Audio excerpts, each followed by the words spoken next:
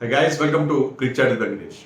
Indian team strengths and weaknesses గురించి నిన్న ఒక వీడియో చేశాను. ఈ వీడియోలో మనం ఇండియన్ టీమ్ 11 ఎలా ఉంటే బాగుంటుంది, ఏ కాంబినేషన్తో మనం వెళ్తే మనకి బెస్ట్ రిజల్ట్స్ వస్తాయి ఈ వరల్డ్ కప్లో అనేది చూద్దాం.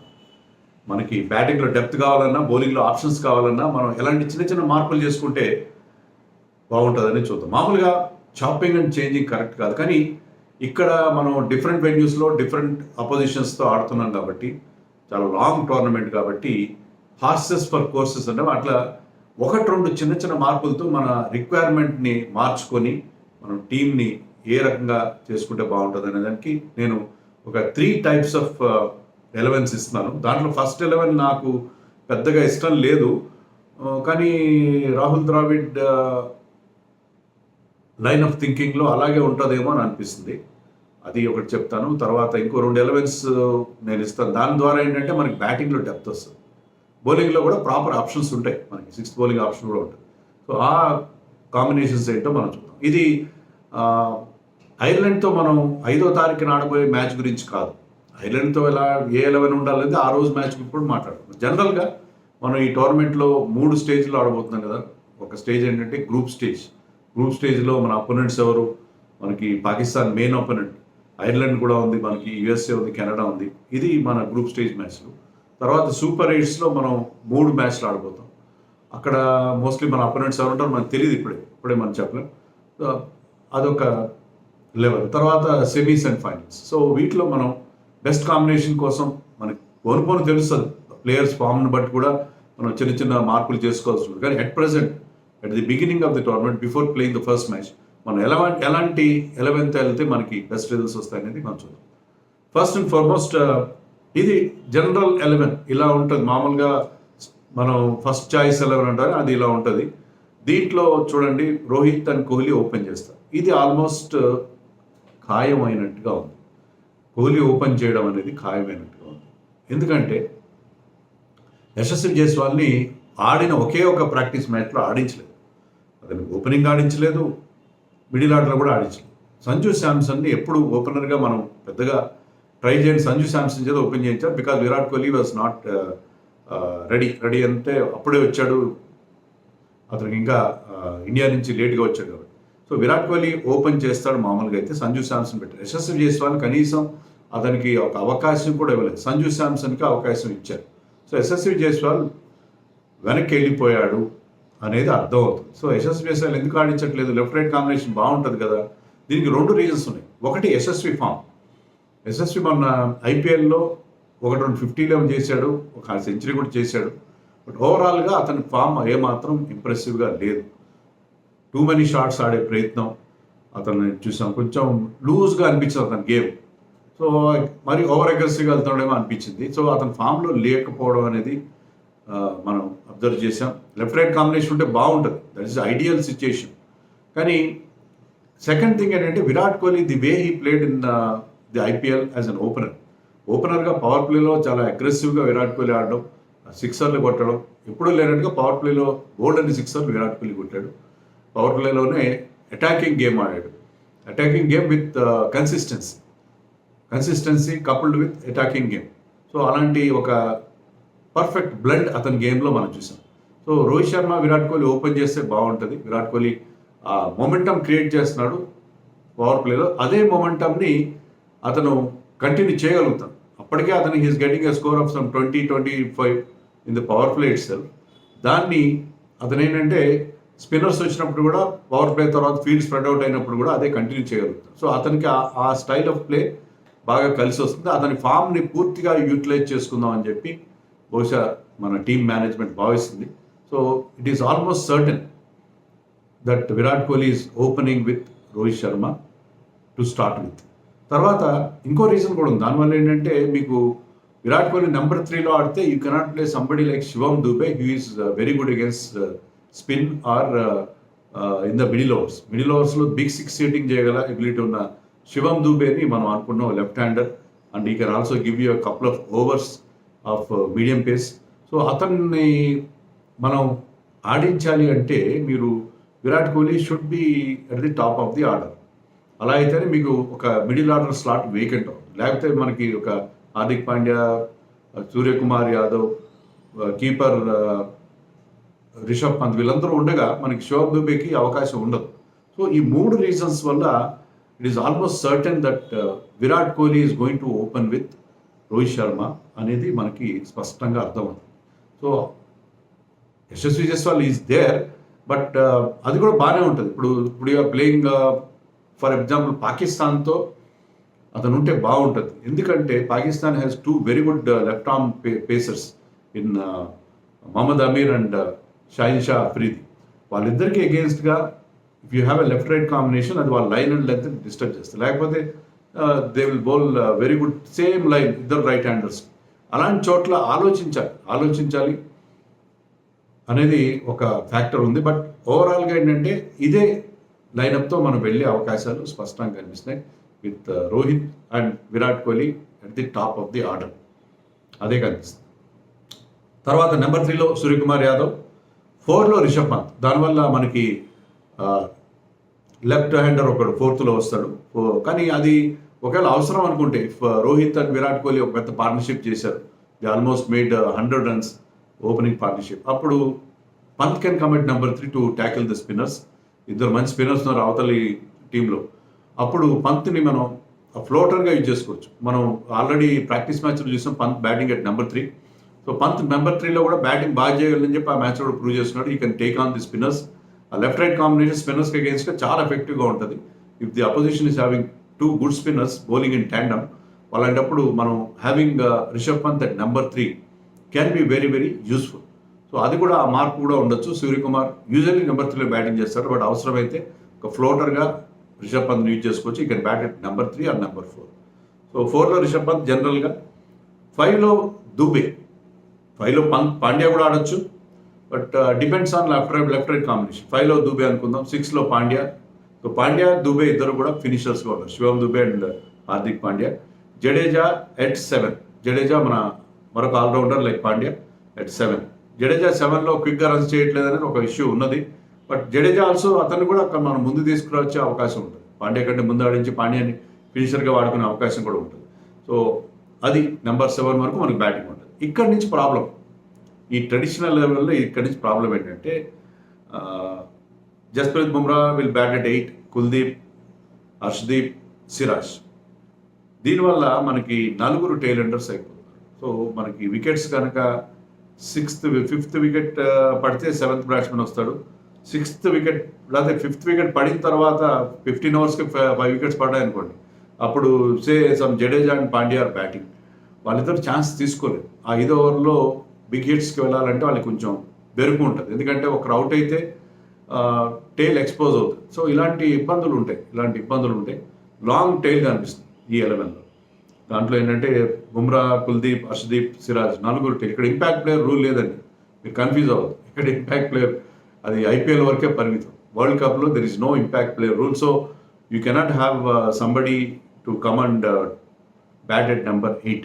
సో ఇంపాక్ట్ ప్లేయర్ రూల్ లేదు కాబట్టి ఇక్కడ లాంగ్ టైల్ ఉంటే కొంచెం ఇబ్బంది ఖచ్చితంగా ఉంటుంది. మన ఐపీఎల్లో దానికి అలవాటు పడిపోయాం, నెంబర్ 8లో ఒక మంచి బ్యాట్స్మెన్ వస్తాడని చెప్పి. కానీ ఇక్కడ అవకాశం లేదు.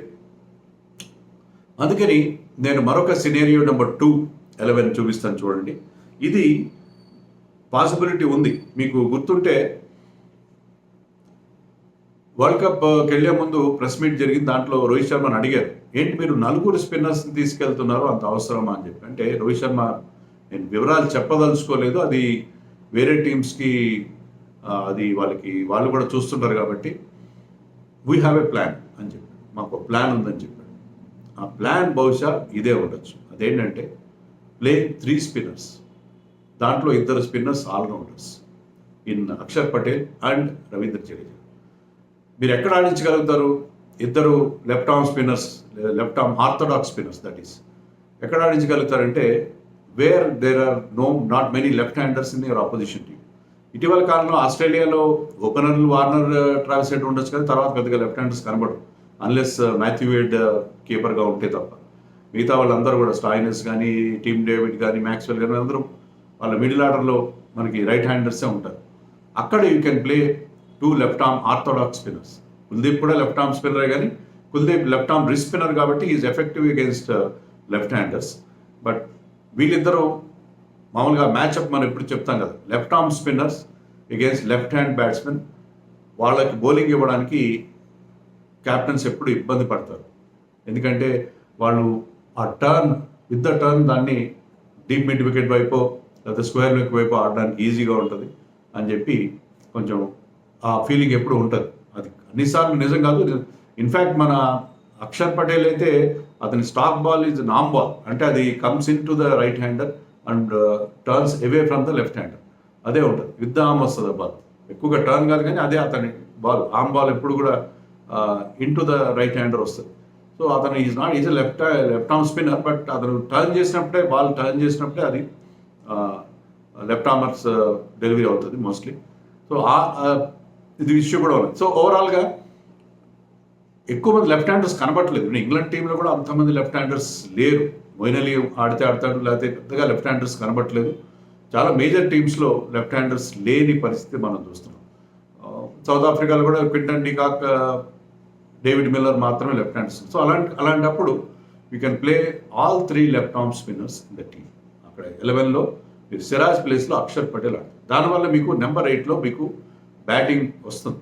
సో వెస్టిండీస్ పిచెస్ మాకు బాగా తెలుసు, అక్కడ ఎలాంటి బౌలింగ్ అటాక్తో వెళ్ళడం తెలుసు అని చెప్పి రోహిత్ శర్మ ఆడాడు.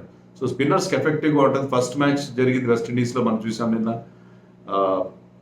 West Indies versus PNG, Papua New గిని.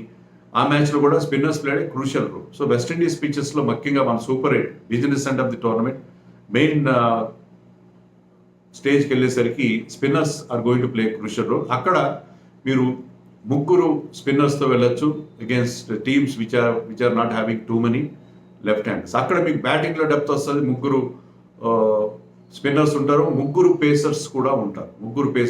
Hardik Pandya will be your third seamer. Hardik Pandya will be an effective third seamer. Hardik Pandya ఉండే అడ్వాంటేజ్ అదే. మీరు 3 స్పిన్నర్లు ఆడే ఒక వెసులుబాటు, ఒక సౌకర్యం మీకు ఎప్పుడు ఉంటుందంటే, ఆ లగ్జరీ ఎప్పుడు ఉంటుందంటే మీకు when you have a seam bowling all rounder like Hardik Pandya as your third seamer. So మీరు సిరాజ్ని పక్కన పెట్టి Harshdeep being a left arm seamer అతని టీంలో ఉంటాడు బహుశా. Harshdeep and Bumrah will be your opening bowlers, followed by Hardik Pandya as your third seamer. So మీకు 3 spinners, 3 pacers, all bowling options మీకు ఖచ్చితంగా ఉంటాయి. మంచి బౌలింగ్ ఆప్షన్స్, గన్ బౌలర్స్ ఉంటారు 6. ప్లస్ మీకు బ్యాటింగ్లో నెంబర్ 8 దాకా డెప్త్ ఉంటుంది. ఇది మీకు ఒక పాసిబిలిటీ. అయితే ఇక్కడ ప్రాబ్లం ఏంటంటే టీమ్స్ లైక్ శ్రీలంక చాలామంది లెఫ్ట్ హ్యాండర్స్ ఉంటారు. కొన్ని టీమ్స్ కల్లా లెఫ్ట్ హ్యాండర్స్ ఎక్కువగా ఉండే టీమ్స్ ఉంటాయి. వాటికి అగేన్స్ట్గా you cannot go with this formula. అప్పుడు there is another formula, that is the scenario number 3 చూపిస్తాను చూడండి. సినియరో నెంబర్ 3లో మీకు ఇది యూజ్ చేసుకోవచ్చు. దాంట్లో మీకు సంజు శాంసన్ స్క్రీన్లోకి వస్తాడు. సంజు శాంసన్ ఒక ఎక్స్ట్రా బ్యాటర్గా మీరు వాడుకోవచ్చు.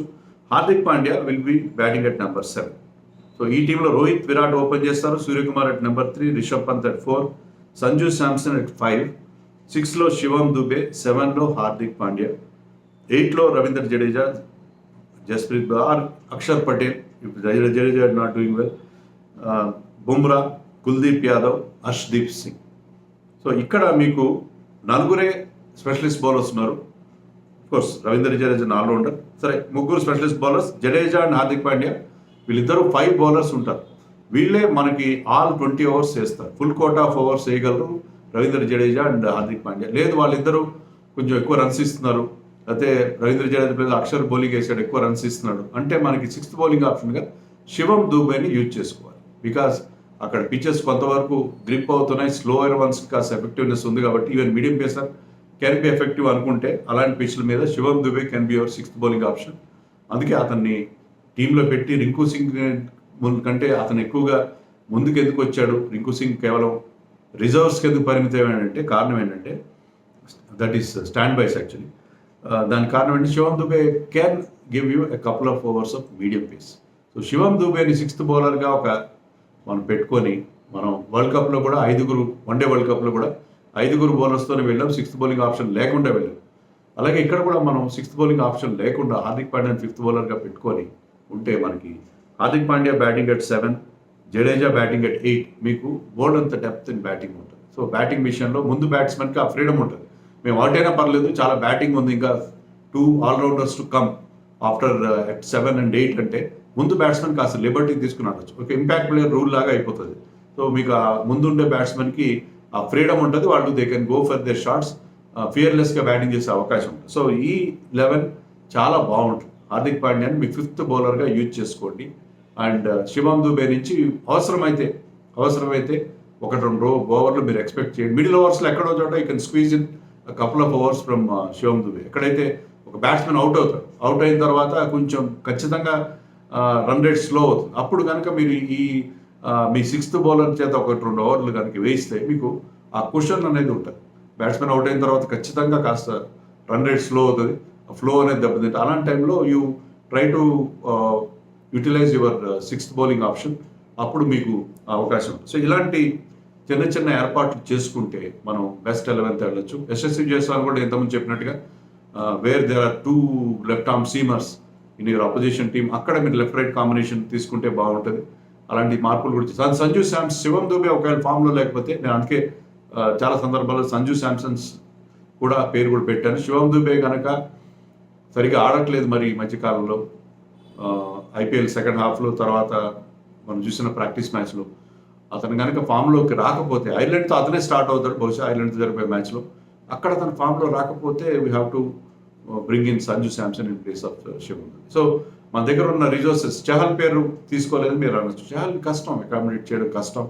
ఎందుకంటే చహల్, కుల్దీప్ ఇద్దరిని ఆడిస్తే మీకు బ్యాటింగ్లో డెప్త్ పోతుంది. 3 స్పిన్నర్స్ ఆడించిన పక్షంలో లేదు, మనకి వికెట్ టేకింగ్ బౌలర్స్ కావాలి అలాంటి టీంకి అగేన్స్ట్గా, చాలా స్ట్రాంగ్ బ్యాటింగ్ లైనప్ ఉందంటే అప్పుడు మీరు ఒక బ్యాట్స్మెన్ని సాక్రిఫైస్ చేసుకొని బ్యాటింగ్ డెప్త్ని సాక్రిఫైస్ చేసిన అక్షర్ ప్లేస్లో మనం అనుకున్న ఫార్ములా ప్రకారం కుల్దీప్ని ఆడించాలి, going with 3 seamers along with including Hardik Pandya. So చహల్ని ఆడించడం చాలా కష్టం. బట్ కుల్దీప్ చహల్ కాంబినేషన్ ఆడితే చాలా బాగుంటుంది. ఐడియల్ సిచ్యుయేషన్, ఇద్దరు వికెట్ టేకింగ్ బౌలర్స్ ఉంటారు మీకు, మిడిల్ ఓవర్స్లో వాళ్ళు చాలా ఎఫెక్టివ్గా ఉంటారు. కానీ అన్ని సందర్భాల్లో అది సాధ్యమయ్యే అవకాశం లేదు. సో ఈ రకంగా మనం 11 ఆప్షన్స్ ఉన్నాయి మన టీంకి. 3 ఆప్షన్స్ కనుక మనం సిచ్యుయేషన్ బట్టి, ఫస్ట్ ఆప్షన్ నాకైతే అసలు ఇష్టమే లేదు, కానీ అది కొన్ని సందర్భాల్లో ఆ ఫస్ట్ ఆప్షన్ కూడా యూజ్ చేస్తారు. ఎందుకంటే having 4 seamers some times is useful. అది కూడా ఉంటుంది, ఆప్షన్ ఉంటుంది. But it is all because like అది depends on the situation, horses for courses. దాని ప్రకారం ఈ 3 ఎలిమెంట్స్ని మనం దృష్టిలో పెట్టుకుని వెళ్తే బాగుంటుంది నేను అనుకుంటున్నాను. మరి మీరేమనుకుంటున్నారో నాకు కామెంట్స్లో చెప్పండి.